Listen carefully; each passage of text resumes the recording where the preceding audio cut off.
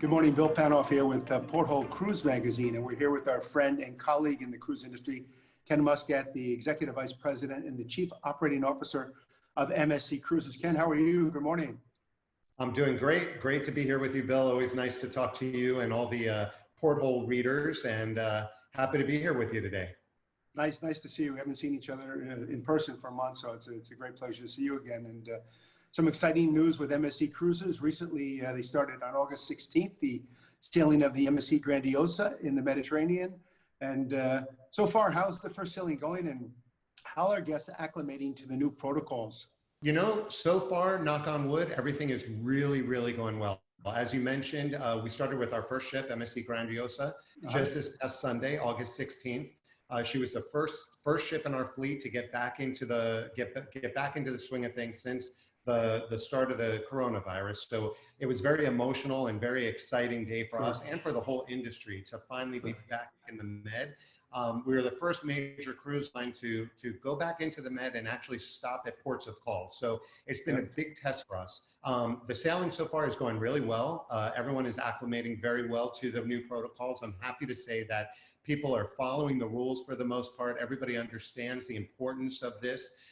We've put a tremendous amount of effort into welcoming these guests back and spent a lot of time on developing new health and safety protocols for this initial phase of restart. And, you know, it'll be a very slow phased approach, but it's definitely going very well. The atmosphere on board is very positive. Guests are still enjoying all the things that make cruising great. They're wearing their masks as needed. They're practicing social distancing. But really positive feedback so far. Wow, that's awesome. Tell me about the 30-minute test that you're doing on guests, and how does that work? So this was one of the key guidelines that we put in place as part of our restart, and it's working well, and it's gotten a lot of great attention throughout the industry, and I think it's just one of these new norms that people are going to have to start getting used to. All passengers are tested for COVID-19 using the immunofluorescence method. I'm horrible at pronouncing these words, but basically is a swab of the nose and throat. So we do that at the terminal when they arrive, and then it takes some time to get the results back. If they come back negative, they're free to continue the embarkation process. If for some reason the test comes back positive, these guests are then put aside and they get a secondary swab test while they're in a separate waiting area at the terminal, and we await the results for those tests. If they come back negative, then they're free to go on board, and if they come back positive, then they're not allowed to board the ship. So it's a very detailed process. A lot of work has gone into it, but again, I think people really appreciate it and understand the reasoning behind it, and they feel, you know, a real sense of safety and security around it. Sure. Yeah, well, I applaud you on the way that you're handling that with the guests, and I can see that them being very you know, accommodating, obviously knowing that the environment on board is 100% safe. So it's great.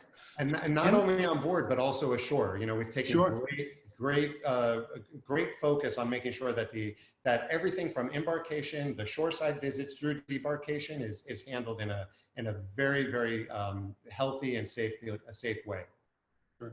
MSC the CEO Johnny Autorato said they will only restart operations in the U.S. when the time is right, approval by the CDC and other relevant authorities.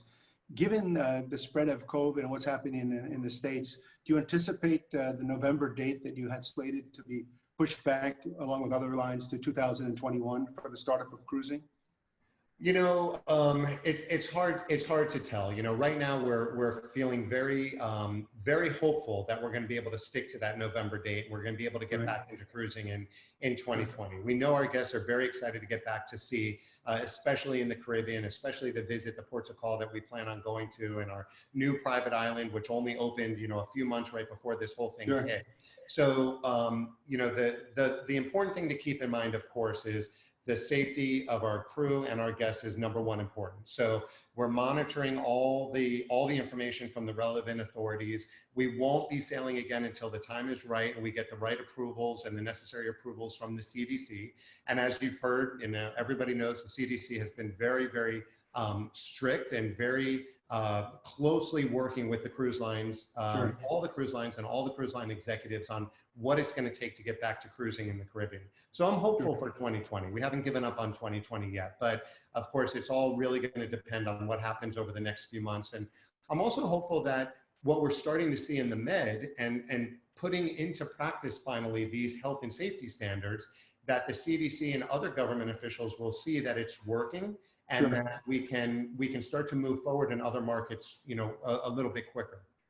Right. Yeah, the steps you made are a tremendous positive impact on the entire industry, which is amazing. Yeah. Speaking of your private island, Ocean Cay, your beautiful private island, so its first guest just before the pause in cruise operations started. Are you making any changes on the island to accommodate the new world, so to speak?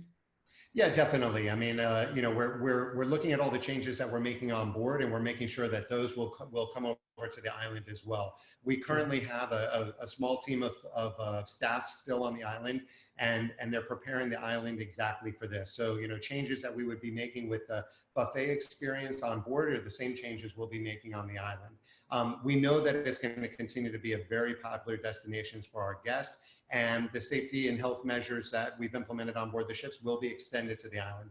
The nice thing is that the island is 95 acres, 2 miles of beaches. Social distancing is not going to be a problem. Not a problem. People have a ton of space to themselves, and it's really going to be able to offer an incredible experience for our guests going forward, even in this COVID environment. Sure. What can guests expect in the ports of call with excursions being prearranged or escorted, for example? Yeah, you know, the excursions are not necessarily escorted. There's been some concerns around that, where people think, oh, I'm going to be, you know, handheld by a crew member and walked around everywhere. What we're doing, and we're testing this in the Med right now, obviously, that's the only place that we're operating, and we don't know what's going to happen once we start operating in the Caribbean, but it is working well. We've gotten a lot of good feedback from it. Basically, what we're saying is we're requiring guests to sign up for one of our shore excursions. It's normal shore excursions that you would do at any time, but you are required, in order to get off the ship, you need to do one of our organized shore excursions.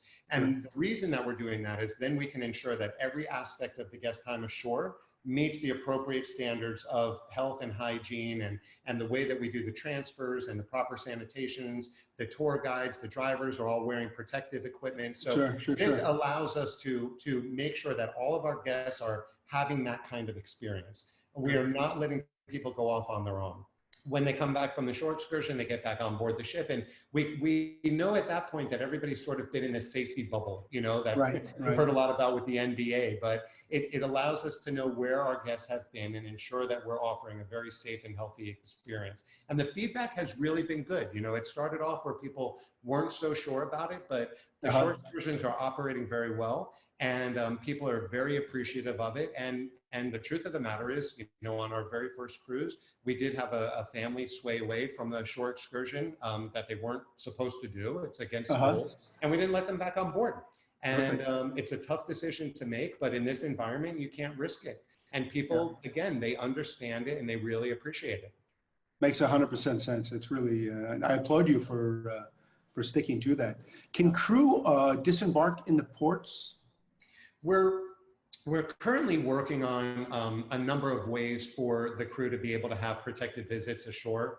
So they can, you know, they obviously depend on being able to jump off the ship to go ashore to get some shopping and some essentials. And we're still working through that process of how to enable them to do that. We definitely want them to be able to do that. And we're still working through the protocols to make that happen. Got it. Do you have any upcoming sailing or events that you're looking forward to that you could share with the viewers?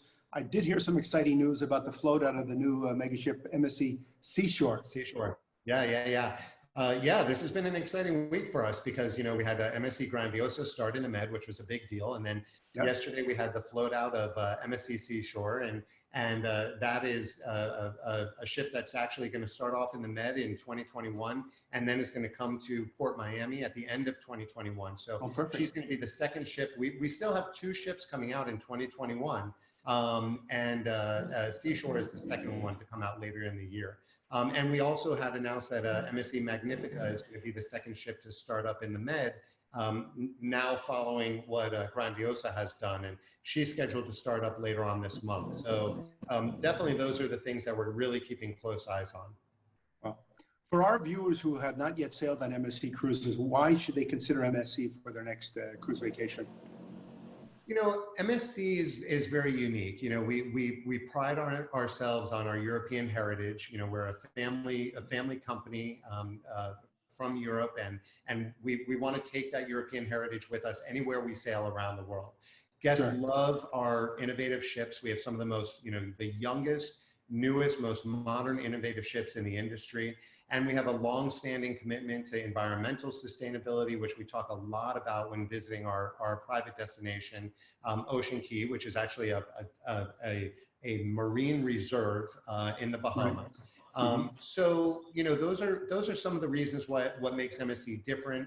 On board, we've got great international dining concepts and everything from Pan-Asian to traditional American steakhouses, Spanish tapas. You know, we've partnered with some of the best chefs around the world to create this kind of experience, along with wine pairings and great entertainment. We have our MSC Yacht Club, which is our ship within a ship concept that is all suites. You know, they have their own private pool. It's a dedicated key card access only area of the ship, their own dining room, their own pool access, their own pool deck, which people love. You know, it's definitely a higher end experience on board.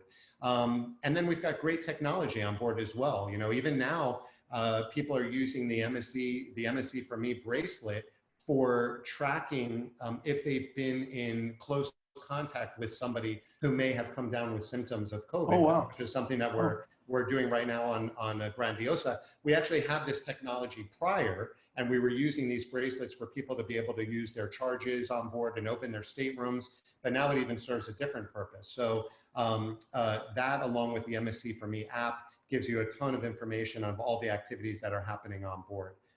So, you know, those are some of the examples of why MSC is really special. Sure. Any final thoughts for our viewers of Porthole Magazine and porthole.com? You know, I think one of the key things for people to remember, and the whole industry is doing this as well as MSC, is we're in a time of understanding that we need to be very flexible.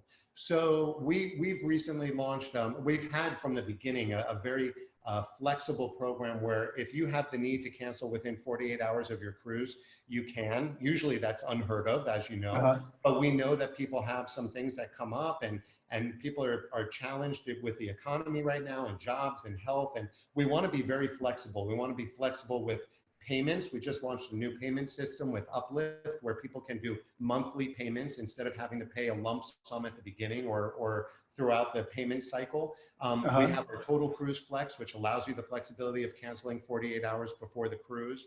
And, you know, these are things that we're trying to do to make people understand that we're really thinking about what our customer needs are. You know, this is an unprecedented time, and we're going to all go through this together, and we're going to evolve together, but we're working very carefully to make sure that we do everything right to bring guests back to sea on MSC, especially in the Caribbean and all over the world, as quickly as possible. So, you know, that's the important thing for people to keep in mind right now. MSC's strong.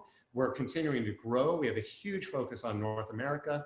Lots of new ships coming in over the next few years, and we have every bit of confidence that that's going to continue. So it's, you know, even during this time, we're looking at the future of some very exciting things to come. Sure. Ken Muscat, pleasure speaking with you, Executive Vice President, COO of MSC Cruises. And I look forward to the opportunity of sailing with you on one of the MSC ships in a very, very near future. Yeah, me too. I can't wait, and looking forward to welcoming everybody on board. So thanks a lot for the time, Bill. Thank you, Ken. All the best.